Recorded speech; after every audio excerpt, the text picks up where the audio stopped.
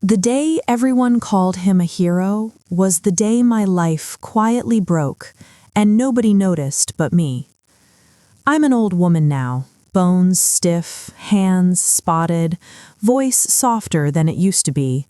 But memory doesn't age, it waits, and some memories wait decades for the right moment to speak. This is one of them. When I was young, our family had a name people respected. Not rich, but stable, proud. The kind of household where Sunday dinners were loud and bills got paid on time. And at the center of it all was him, my older relative, the golden one. Smart, polished, always knew the right thing to say. Teachers loved him, neighbors trusted him. When things went wrong later, people said, "Thank God he stepped up, he saved them." That story followed him everywhere. I believed it too, why wouldn't I? I was young, grateful, and taught not to question men who smiled confidently and wore responsibility like a badge. When the business failed, when the house was sold, when relatives scattered like leaves in a storm, everyone pointed to him and said, "Without him, we'd have lost everything." So I swallowed my doubts. I told myself the tight feeling in my chest was just fear. I told myself the whispers I overheard were misunderstandings. I told myself grown-ups knew what they were doing. Years passed. Life moved on. I got older, built a quiet life, raised kids, buried people. The past became something we referenced politely, like a closed door no one tried to open anymore. Until one afternoon, long after everyone assumed the truth was settled, I went looking for an old birth certificate. That's all it was supposed to be. I climbed into the attic of a house that smelled like dust and forgotten winters, boxes stacked like memories nobody wanted, and inside a folder labeled "Property, Closed," I found papers that weren't meant to be there. Loan documents, signatures, names I recognized, including mine. I stared at the ink until my hands started shaking. My name wasn't written the way I would have written it, but it was close. Close enough to fool a bank. Close enough to move money. Close enough to ruin lives. I sat down on the floor because suddenly my legs wouldn't hold me. The story I'd been told my whole life, the hero story, started cracking right down the middle. And for the first time, I asked a question I had avoided for decades. What if he didn't save us? What if he saved himself and let the rest of us burn? I didn't confront anyone. I didn't cry. I didn't tell my family. I closed the folder, put it back exactly where I found it, and made a decision that would take years to finish.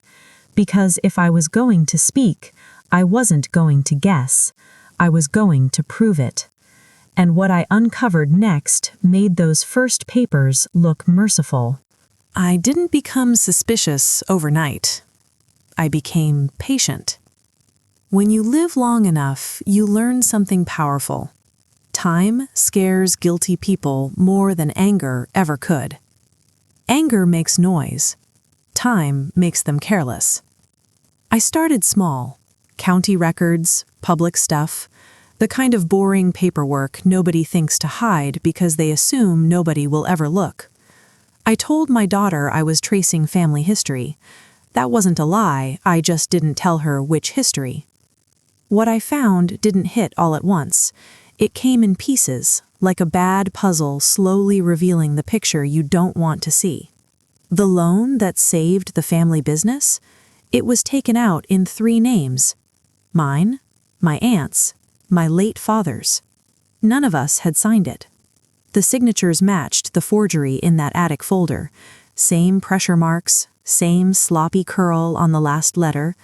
A man trying to copy handwriting he'd practiced just enough times to get confident. And the money? It never went where everyone said it did. It didn't go to payroll, didn't go to suppliers, didn't go to saving the company.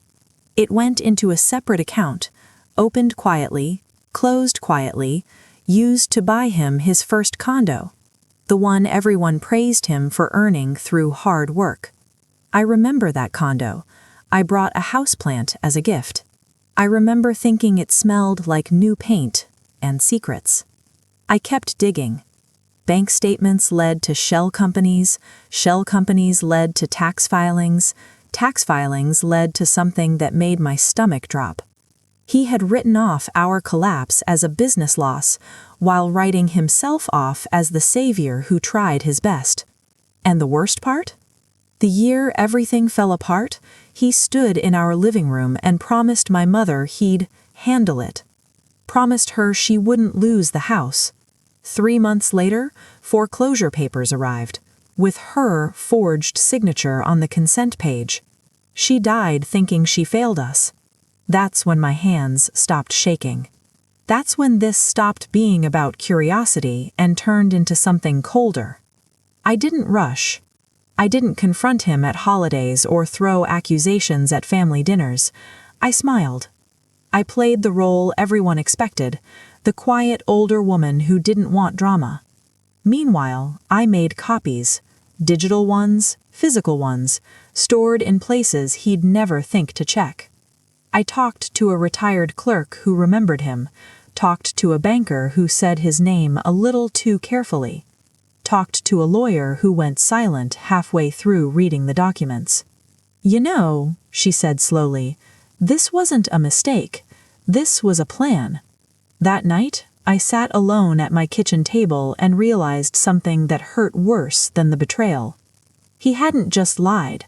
He had waited. For trust, for grief, for chaos, then stepped in wearing a cape he stitched himself. And the moment I understood that, I knew exactly when the truth needed to come out. Not in private, not quietly, but where he'd built his reputation, in front of everyone who still called him a hero. And I already knew the perfect moment. I planned every detail the way a chess player thinks 10 moves ahead. Only this wasn't a game. This was justice, slow, deliberate, and impossible to ignore. I started contacting the people he had manipulated over the years. Some had retired, some moved away, some had long buried the memory, hoping it would rot in peace. But the truth has a weight that doesn't fade. People remember if you give them the right nudge. I started gently. Phone calls, letters, casual meetings. Nothing that screamed accusation, only curiosity. And piece by piece, the puzzle started assembling itself in my hands. There was the former accountant, retired and tired of pretending he didn't notice discrepancies. There was the old secretary who kept seeing my hero quietly siphon money into accounts nobody else questioned. And then there were the neighbors, those who'd been praised for witnessing his hard work, yet remembered the odd deliveries, the secret trips, the hushed conversations at the back gate. It took months. I became invisible, a ghost moving through my own family's history. Nobody suspected an old woman with shaky hands and gentle eyes could uncover years of deception. I wore the mask well, friendly, calm, harmless, just an aunt looking out for family legacies. Meanwhile, my evidence stacked quietly, methodically, like firewood for the moment I decided to strike.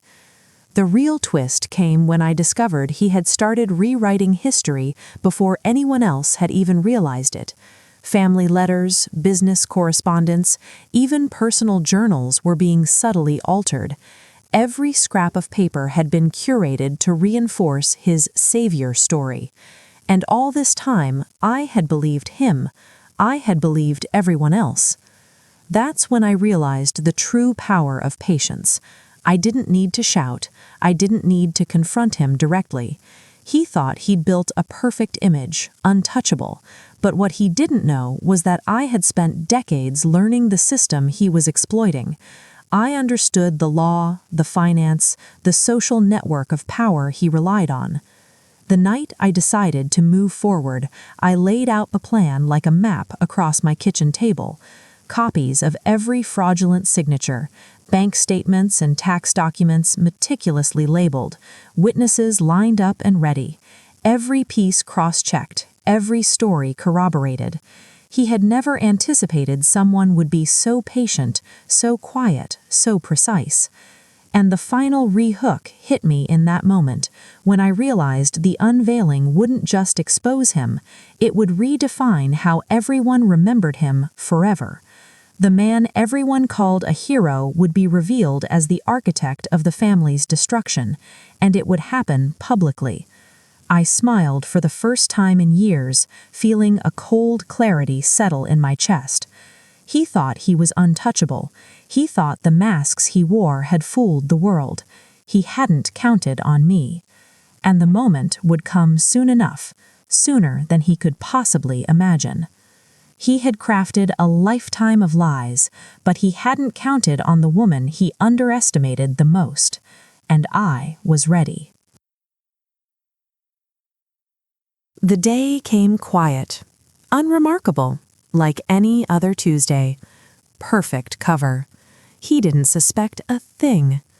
Everyone in the room still thought he was the golden one, the hero who saved the family, the man with the charm, the one who always did the right thing. I walked in with a folder tucked under my arm, my hands steady, my voice calm. I smiled at him as if I had come to admire him. Everyone else, relatives, neighbors, distant family friends, looked on, curious. They didn't know the show was about to start. I began simply, almost innocently. I found something interesting in the family archives, I said, and then I let the folder slide onto the table.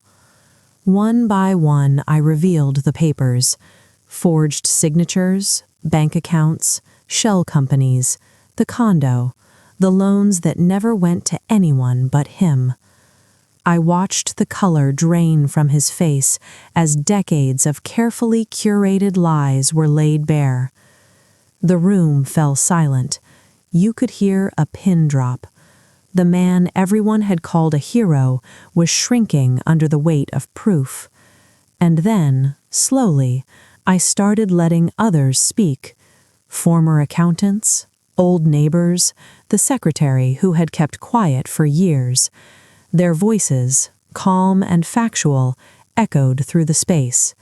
No dramatics, no theatrics, just evidence, truth, and the realization of betrayal. And there he sat, in the center, cornered by facts he could no longer rewrite. His charm, his polished smile, his reputation, all evaporating in real time. The cruelest twist? Everyone realized how carefully he had manipulated them, how long he had hidden behind their trust, but no one had guessed it would take someone so unassuming, so underestimated, to expose him. They all looked at me differently after that. Respect, shock, and a silent acknowledgement of power. I didn't gloat. I didn't yell. I simply said, "The truth has been waiting a long time. I thought it deserved to be heard." And it was. He tried to argue, to deflect, to claim misunderstandings, but the documents spoke louder than words. Witnesses confirmed timelines he couldn't deny, and when he tried to slip away, someone reminded him quietly, "This isn't private, this is public." By the time the room cleared, everything had shifted. His heroic facade shattered, his manipulations exposed, and me? I walked out feeling lighter than I had in decades. I had waited, planned, and acted, not for revenge, not for anger, but for justice, for truth, and for dignity. Years later, when I recount this story, I tell people, appearances deceive, patience empowers, and the smallest voice can carry the heaviest weight. Because sometimes the quietest, oldest woman in the room is the one everyone underestimates, and that's exactly what makes her unstoppable. I waited decades for the truth, but when I spoke, the world finally saw him for what he really was, and me for who I had always been.